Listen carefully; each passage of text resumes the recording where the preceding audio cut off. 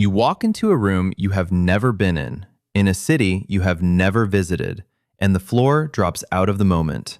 You have been here before. Not a place like this exact place, this exact angle of light, this exact sentence someone is about to say. All of it already lived, already known. The feeling lasts a second or two, and then it slips away, leaving you slightly shaken, because you know for a fact it is impossible. You have never stood here in your life. That eerie, impossible flash of recognition has a name: déjà vu, French for already seen. And for centuries, people explained it with past lives and premonitions and glitches in reality. The real answer is stranger and more comforting than any of those. Déjà vu is not a memory of something that happened. It is your memory system catching itself in the act. And it may actually be a sign that your brain is working exactly as it should. Start with how common it is, because that alone rules out anything supernatural. Depending on the study, somewhere around 60 to 70% of healthy people report having felt déjà vu at least once.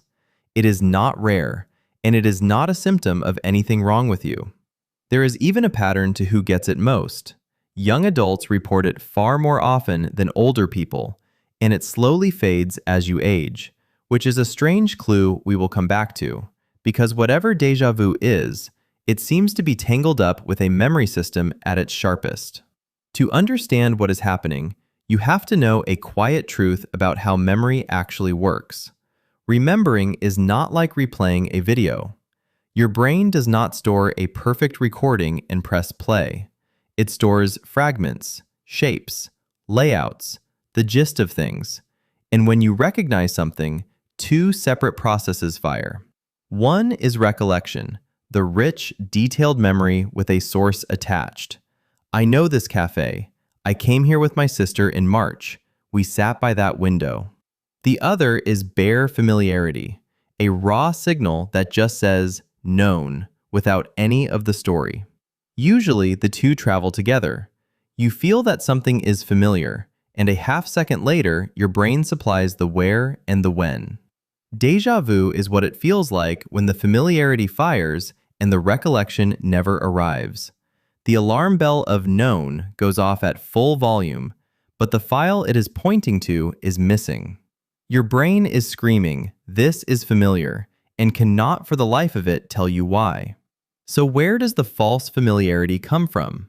The leading explanation belongs to a psychologist named Cleary, and it is beautifully simple. She proposed that déjà vu often happens when a brand new scene shares its underlying structure, its spatial layout, with a scene you experienced before but cannot consciously recall. The arrangement of the furniture, the position of a doorway, the way a path curves around a corner. You do not remember the old place, but its shape is buried somewhere in your memory. And when the new place matches that shape, your brain lights up with recognition it cannot explain. To test this, Cleary built virtual reality rooms. She would show people a scene, then later show them a completely different scene, a different location with different objects, but secretly built on the exact same spatial layout. And people reported déjà vu, a strong sense of having been there, precisely when the hidden layout matched. She had manufactured the feeling in a lab, on demand, by reusing a shape people did not consciously remember. That is a powerful hint that everyday déjà vu is your brain recognizing a pattern it filed away and forgot. Cleary's layout theory is the frontrunner, but it is not the only explanation, and déjà vu is slippery enough that it may not have a single cause. A second idea focuses on timing. Information from your senses reaches the higher, conscious parts of your brain along more than one route, and those routes do not always run at the same speed. If one signal arrives a fraction of a second later than the other, the brain can misread the delayed copy as a separate, older event, an echo of something already processed, and stamp it with the feeling of the past. In that version, déjà vu is a tiny timing hiccup, the present moment arriving twice and getting mislabeled as memory. The most interesting recent theory flips the whole thing on its head. The neuroscientist Akira O'Connor and his colleagues put people in brain scanners and triggered déjà vu using word tricks, then watched what the brain actually did. They expected the memory centers to light up, as if a false memory were being retrieved. Instead, the regions that fired were the ones involved in decision-making and conflict checking, the brain's fact-checking department. Their conclusion was radical and reassuring. Déjà vu may not be a memory error at all. It may be the sound of your memory system catching an error. Your brain throws up a false signal of familiarity, and a monitoring system notices the mismatch, raises a flag, and essentially says, "Wait, that cannot be right. You have never been here." The unsettling feeling of déjà vu is that flag going up. It is not your memory failing. It is your memory being audited in real time and passing. That idea explains the strange age pattern beautifully. Young brains have sharp, active memory monitoring systems, quick to notice when something does not add up. So they raise the flag often, and déjà vu is common. As we age, that checking system becomes a little less vigilant. The flags go up less often, and déjà vu fades. Which means the feeling is not a sign of a brain going wrong. If anything, frequent déjà vu may be a sign of a memory system that is still alert enough to catch its own mistakes. The people getting the most of these eerie flashes may simply have the best internal fact-checkers.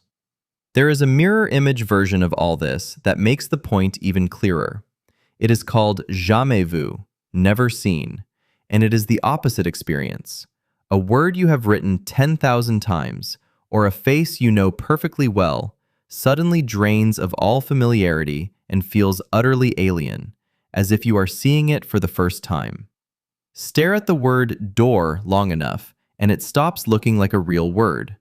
That is your recognition system momentarily failing in the other direction, withholding the familiarity that should be there. Between them, déjà vu and jamais vu show you that the feeling of familiarity is not the same thing as an actual memory. It is a separate signal, generated by your brain, and like any signal, it can misfire in both directions. So the next time the world folds over on itself and you are suddenly, impossibly certain you have lived this exact moment before, you can let the shiver come and then let it go. You are not remembering a past life. You are not glimpsing the future. You are watching your own mind do something quietly extraordinary. Recognize a pattern it can't place, catch the mismatch, and flag it before you can be fooled. The ghost in the room was never a memory. It was proof that the thing keeping your memories honest is still wide awake. That is why you do what you do. This is Mindling.